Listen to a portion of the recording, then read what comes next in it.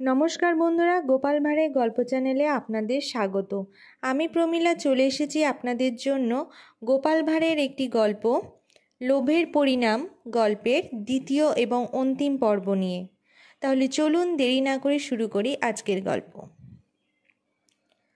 শীত কাটার কাজ যখন প্রায় শেষ, ঠিক পূর্ব মুহূর্তে গোপাল একটি নরম থলথলে বিষ্ঠাপূর্ণ পাতিলের ওপর একটি সরা চাপা দিয়ে রাখল, আর সরাটির ওপরে রেখে দিল কয়েকটি কাঁচা টাকা।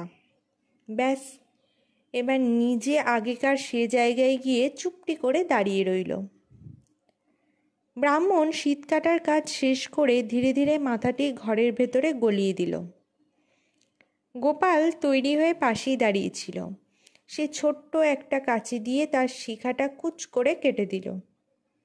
উত্তেজনা ও আতঙ্কবশত ব্রাহ্মণ ব্যাপারটি বুঝতেও পারল না। ব্রাহ্মণ ছেঁচড়ে ছেঁচড়ে ঘরের মধ্যে ঢুকেই দেখতে পেল সামনেই চকচকে টাকা ভর্তি একটি পাতিল। ব্যাস, আর দেরি নয়, সরা সমেত পাতিলটি নিয়ে সে তেমনি নিঃশব্দে গোপালের ঘর থেকে বেরিয়ে এলো। ব্রাহ্মণ এবার রাত্রির অন্ধকারে রাজসভায় যাওয়ার সুযোগ নেই বুঝে বাকি রাত্রিটুকু নিজের বাড়িতেই কাটালো।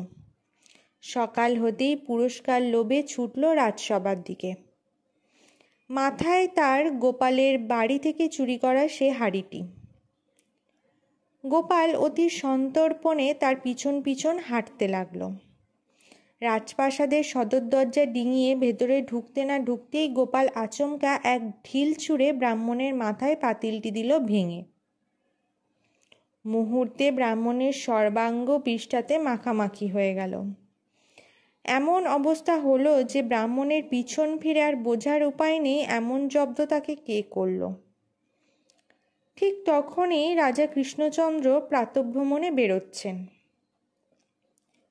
গোপাল আড়ালে দাঁড়িয়ে তাকে দেখেই এক লাফে তার সামনে হাজির হয়ে বলে উঠল, মহারাজ দেখুন, ওই চেয়ে দেখুন।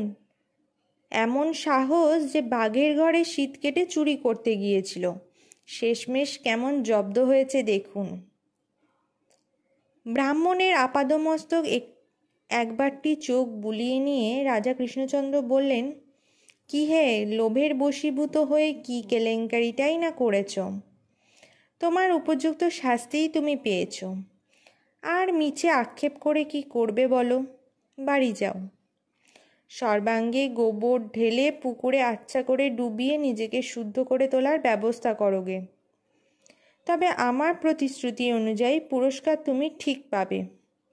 পরিষ্কার পরিচ্ছন্ন হয়ে আমার সঙ্গে রাজসভায় দেখা করো। ব্রাহ্মণ বাড়ি গিয়ে পুকুরে আচ্ছা করে ডুব দিয়ে বিষ্ঠা ধুয়ে পরিষ্কার পরিচ্ছন্ন হয়ে নিল। তারপর সে দরবারে গিয়ে বিষণ্ণ মুখে পুরস্কার নিয়েই যত তাড়াতাড়ি সম্ভব রাজসভা ছেড়ে বেরিয়ে এলো। তো বন্ধুরা, এই ছিল আজকে আমাদের গল্প লোভের পরিণাম গল্পের দ্বিতীয় এবং অন্তিম পর্ব। গল্পটি যদি আপনাদের ভালো লেগে থাকে অবশ্যই লাইক, শেয়ার, কমেন্ট করবেন এবং চ্যানেলে যদি নতুন হয়ে থাকেন চ্যানেলটিকে সাবস্ক্রাইব করে আমার পাশে থাকবেন। ফিরে আসবো খুব তাড়াতাড়ি নতুন একটি গল্পের সাথে। ধন্যবাদ।